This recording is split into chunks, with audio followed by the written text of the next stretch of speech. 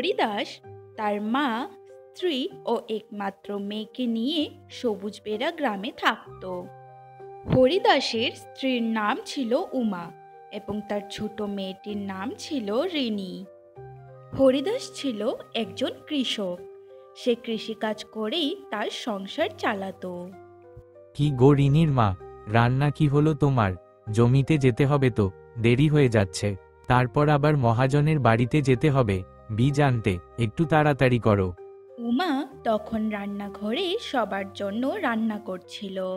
স্বামীর ডাক শুনে সে তখন তাকে বলে, আর একটু সময় অপেক্ষা করো, রান্না প্রায় শেষ হয়ে এসেছে, তারপর আমি তোমাকে খেতে দিচ্ছি।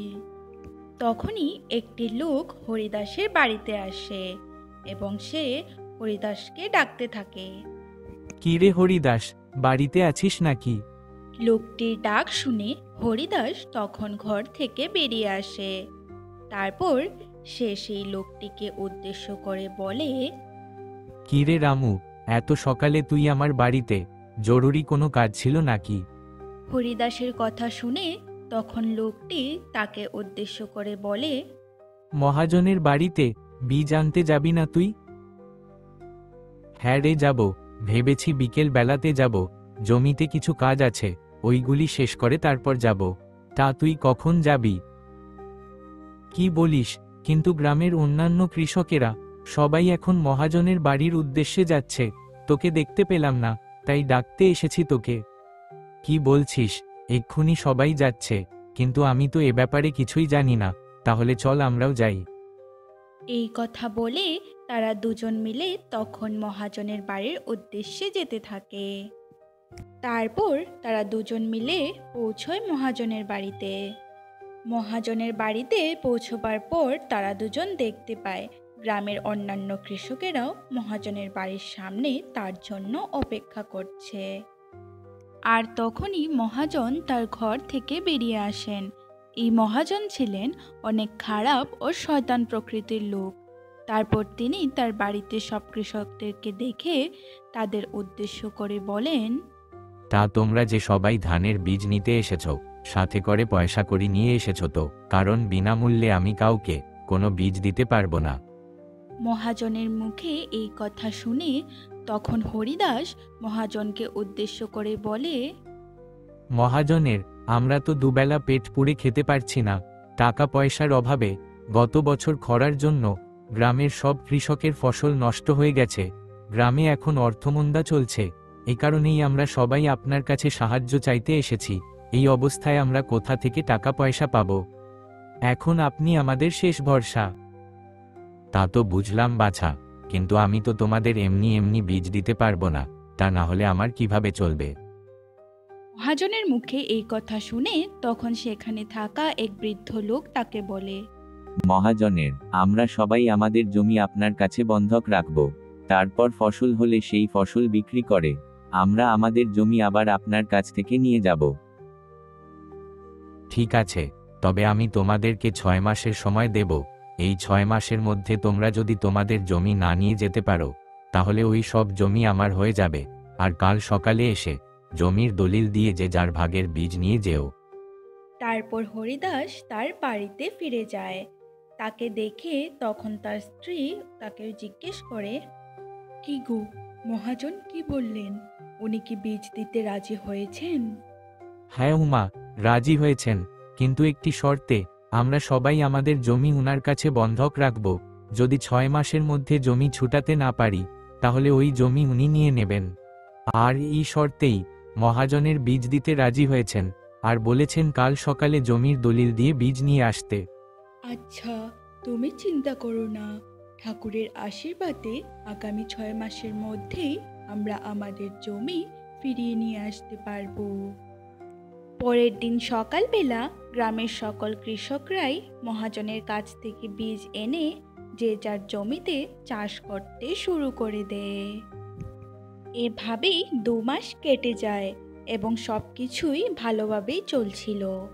কিন্তু হঠাৎ করেই অনেক মুষলধারে বৃষ্টি হতে শুরু করে এবং টানা 4-5 দিন ধরে সেই বৃষ্টি চলতে থাকে। একদিন রাতে সেই বৃষ্টির মধ্যেই হরিদাস তার বাড়ির বাইরে দাঁড়িয়েছিল। তখনই সেখানে তার স্ত্রী উমাবতী আসে এবং তাকে উদ্দেশ্য করে বলে, কি গো, এই বৃষ্টির মধ্যে তুমি বাড়ির বাইরে কেন দাঁড়িয়ে আছো? উমা, আজ 5 দিন ধরে এক নাগাড়ে বৃষ্টি হচ্ছে। আজ যদি বৃষ্টি না থামে তাহলে সব ফসল নষ্ট হয়ে যাবে। বড্ড চিন্তা হচ্ছে আমার।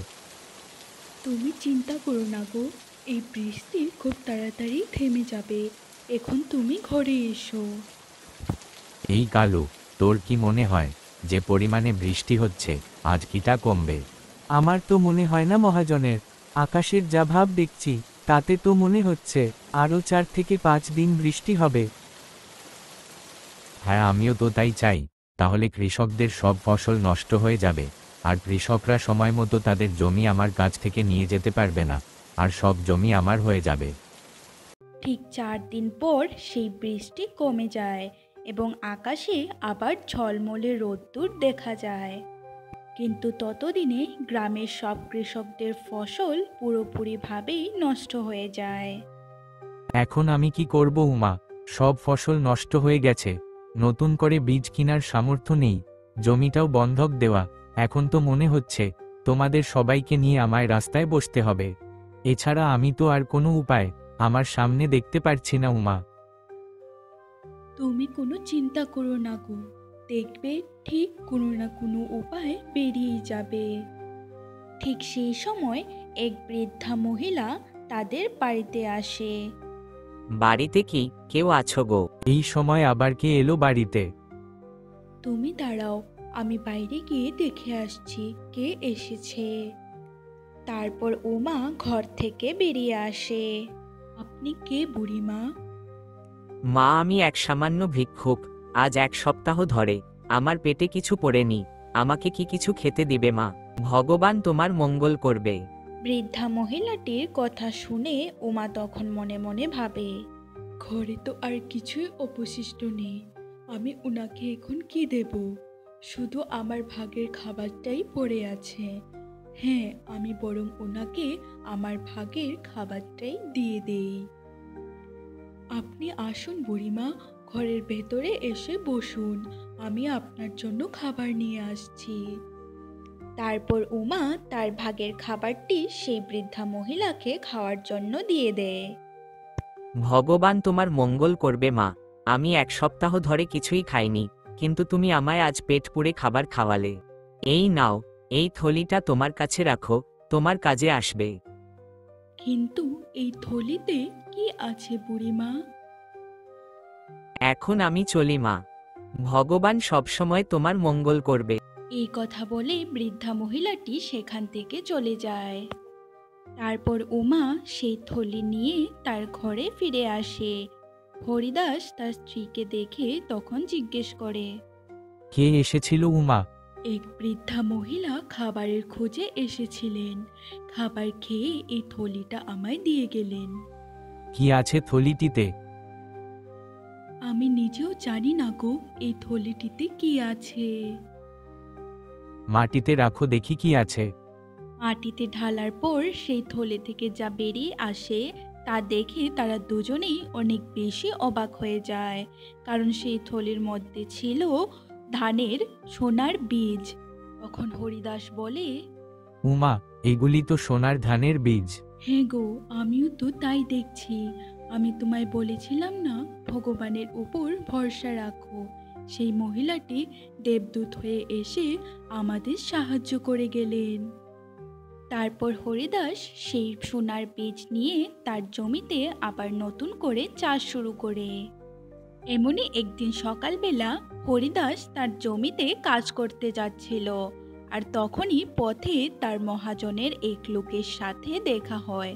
কি হরিদাস, শুনলাম তুমি নাকি আবার নতুন করে চাষবাস শুরু করেছ। তা নতুন বীজ কোথা থেকে পেলে? মহাজনের কাছে তো যাওনি। লোকটির মুখে এই কথা শুনে হরিদাস তখন লোকটিকে সমস্ত ঘটনা খুলে বলতে শুরু করে। সমস্ত ঘটনা শুনে মহাজনের লোকটিও অনেক বেশি অবাক হয়। তারপর লোকটি দৌড়ে চলে যায় মহাজনের বাড়িতে মহাজনকে এই খবর দেবার জন্য। তারপর সে মহাজনকে হরিদাসের বলা সমস্ত ঘটনা এক এক করে খুলে বলতে শুরু করে। সমস্ত ঘটনা শুনে তখন মহাজন সেই লোকটিকে উদ্দেশ্য করে বলেন, শোন কালু, ওই বীজ যে কোনোভাবেই হোক আমার চাই।